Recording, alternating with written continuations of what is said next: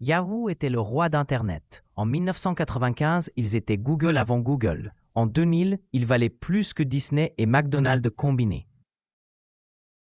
Aujourd'hui, ils ont été vendus pour le prix d'un café Starbucks par action.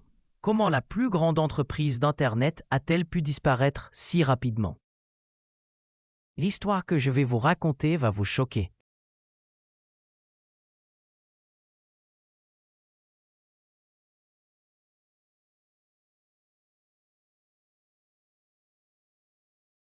Imaginez que vous possédez la plus belle voiture du monde. Tout le monde veut la conduire. Vous êtes le roi de la route. Mais au lieu d'améliorer votre moteur, vous décidez de vendre des accessoires pour voiture. Pendant ce temps, quelqu'un d'autre construit une fusée. Exactement ce qui s'est passé avec Yahoo. Nous sommes en 1994. Deux étudiants de Stanford, Jerry Yang et David Filo, créent un simple annuaire web qu'ils appellent Jerry and David's Guide to the World Wide Web. C'était l'époque où Internet ressemblait au Far West. Il n'y avait pas de GPS numérique. Yahoo était votre guide dans cette jungle d'informations. Leur idée était géniale dans sa simplicité. Au lieu de laisser les gens se perdre dans le chaos d'Internet, ils organisaient tout en catégories. Sport, actualité, divertissement, affaires.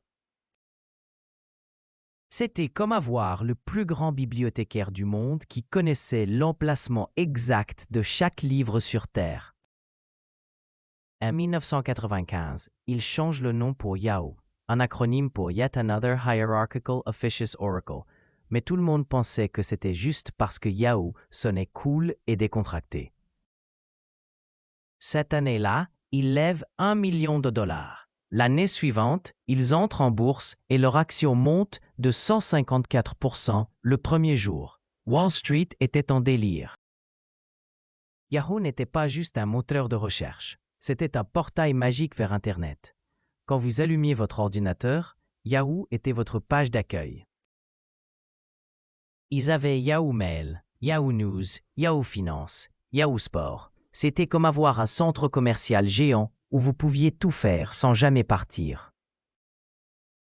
En 1998, ils étaient si puissants qu'ils généraient plus de trafic que tous leurs concurrents combinés. Leur valeur boursière atteignait des sommets vertigineux. Les investisseurs se battaient pour acheter leurs actions. Mais voici où l'histoire devient fascinante.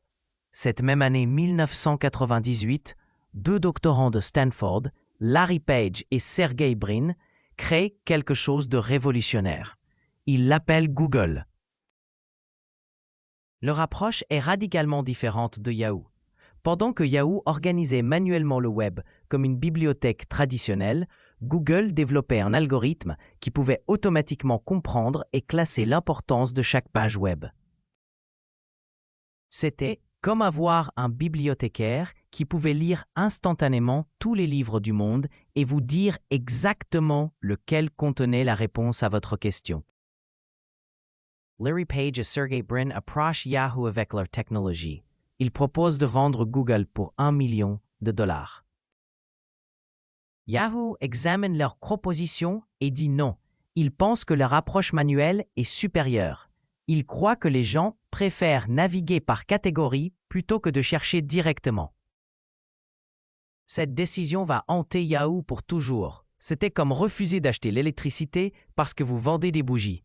Mais à l'époque, cela semblait logique. Yahoo dominait. En 1999, la bulle Internet explose. Les actions technologiques montent vers des hauteurs inimaginables. Yahoo atteint une valorisation de $125 milliards. Jerry Yang et David Filo sont les rois du monde digital. Ils apparaissent sur tous les magazines. Time Magazine les appelle les princes d'Internet. Mais ils commettent une erreur fatale. Au lieu de se concentrer sur l'amélioration de leur technologie de recherche, ils deviennent obsédés par la publicité et le contenu. Ils achètent des entreprises de médias. Ils investissent dans la production de contenu. Ils transforment Yahoo d'un moteur de recherche en un conglomérat média. Pendant ce temps, Google fait exactement l'inverse. Il reste laser focalisé sur une seule chose, rendre la recherche parfaite. Chaque dollar, chaque heure de développement, chaque décision stratégique vise à améliorer l'algorithme de recherche. Ils comprennent quelque chose que Yahoo a raté. Dans l'économie de l'information, la recherche est tout. En 2000, la bulle Internet éclate. Les actions technologiques s'effondrent. Yahoo perd 95% de sa valeur en 2 ans. De 125 milliards, il tombe à 6 milliards de dollars. C'est un massacre financier. Des milliers d'employés sont licenciés. L'euphorie des années 90 se transforme en cauchemar. Mais Google, qui était encore privé, continue de grandir silencieusement. Ils perfectionnent leur algorithme. Ils rendent leurs résultats de recherche plus précis, plus rapides, plus pertinents. Les utilisateurs commencent à remarquer la différence. Google ne vous donne pas 1000 liens inutiles. Il vous donne la réponse exacte que vous cherchez. En 2001, Yahoo réalise finalement leur erreur. Ils voient Google gagner des parts de marché à une vitesse effrayante. Dans un mouvement de panique, ils approchent Google pour acheter l'entreprise. Cette fois, le prix n'est plus d'1 million de dollars. Google demande 1 milliard de dollars. Les dirigeants de Yahoo sont choqués. Comment cette petite start-up peut-elle valoir autant? Ils refusent l'offre. C'est leur deuxième erreur historique. Quelques mois plus tard, ils reviennent avec une offre de 3 milliards. Mais maintenant, Google ne veut plus vendre. Ils savent qu'ils ont gagné. En 2002, Yahoo prend une décision désespérée. Ils arrêtent d'utiliser la technologie de Google pour alimenter leurs recherches et développent leur propre moteur. Mais il est trop tard. Google a une avance technologique de plusieurs années. Leur algorithme PageRank révolutionne la façon dont nous trouvons l'information en ligne. L'ironie est cruelle. Yahoo avait accès à la meilleure technologie de recherche du monde et ils l'ont abandonnée pour construire quelque chose d'inférieur. C'était comme posséder une Ferrari et décider de la remplacer par une bicyclette. En 2004, Google entre en bourse. Leur IPO lève 1,67 milliard de dollars et valorise l'entreprise à 23 milliards. Wall Street est en extase. Google devient instantanément l'une des entreprises les plus précieuses du monde. Pendant ce temps, Yahoo lutte pour retrouver sa pertinence. Les années suivantes sont une série de tentatives désespérées de rattrapage. Yahoo achète Flickr pour 35 millions de dollars, essayant de surfer sur la vague des médias sociaux. Ils achètent Tumblr pour 1,1 milliard de dollars. Ils lancent Yahoo Answers, Yahoo Groups, Yahoo 360, mais rien ne fonctionne. Leur stratégie est dispersée, chaotique. Au lieu de se concentrer sur leur force principale, ils essayent d'être partout à la fois. C'est comme un restaurant qui sert de la cuisine italienne, chinoise, mexicaine et française. Vous ne pouvez exceller en tout. Google, pendant ce temps, perfectionne l'art de la recherche et commence à dominer la publicité en ligne. En 2005, YouTube est créé. C'est une opportunité en or pour Yahoo de racheter la prochaine révolution d'Internet. Il examine l'acquisition, mais trouve le prix trop élevé. Quelques mois plus tard, Google achète YouTube pour 1,65 milliard de dollars. Une fois de plus, Yahoo rate le train de l'innovation. La même année, Facebook lance et révolutionne les médias sociaux. Yahoo aurait pu racheter Facebook pour quelques millions. Ils ne l'ont pas fait. Chaque opportunité ratée creuse davantage leur retard sur la compétition. En 2008, Microsoft propose de racheter Yahoo pour 44,6 milliards de dollars. C'est une bouée de sauvetage inespérée. Mais Jerry Yang, dans un moment d'orgueil, refuse l'offre. Il pense que Yahoo vaut plus.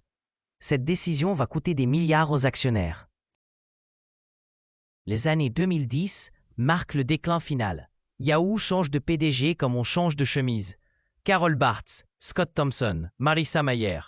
Chacun promet un redressement spectaculaire, mais rien n'y fait. Google contrôle désormais 65% du marché de la recherche. Facebook domine les médias sociaux. Apple révolutionne le mobile avec l'iPhone. Yahoo devient un dinosaure dans un monde qui évolue à la vitesse de la lumière. Leurs tentatives de innovation sont pathétiques comparées à la machine d'innovation de Google. Pendant que Yahoo restructure et licencie, Google développe Android, Chrome, Google Maps, Gmail. Chaque produit Google renforce leur écosystème. En 2013, Yahoo fait une dernière tentative désespérée. Il rachète Tumblr pour 1,1 milliard de dollars sous la direction de Marissa Mayer. L'idée est de rajeunir la marque et d'attirer les jeunes utilisateurs. Mais Tumblr ne génère jamais les revenus espérés. C'est un gouffre financier. Les piratages de données achèvent de ternir la réputation de Yahoo. En 2013 et 2014, 3 milliards de comptes Yahoo sont compromis. C'est le plus grand piratage de l'histoire d'Internet. La confiance des utilisateurs s'évapore complètement. En 2016, la fin approche. Verizon accepte d'acheter Yahoo pour 4,83 milliards de dollars. C'est une fraction ridicule de leur valeur passée. L'entreprise qui valait 125 milliards de dollars est vendue pour moins que ce que Google dépense en recherche et développement en une année. En 2017, la vente est finalisée. Yahoo cesse d'exister en tant qu'entreprise indépendante. Jerry Yang démissionne de tous ses postes. C'est la fin d'une ère. L'empereur d'Internet est mort.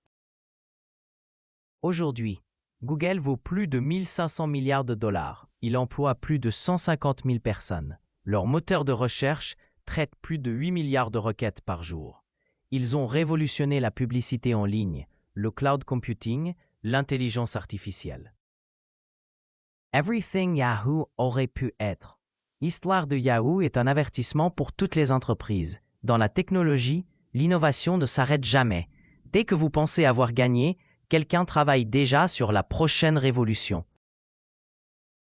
Yahoo a choisi la complaisance. Google a choisi l'innovation. Le résultat était inévitable.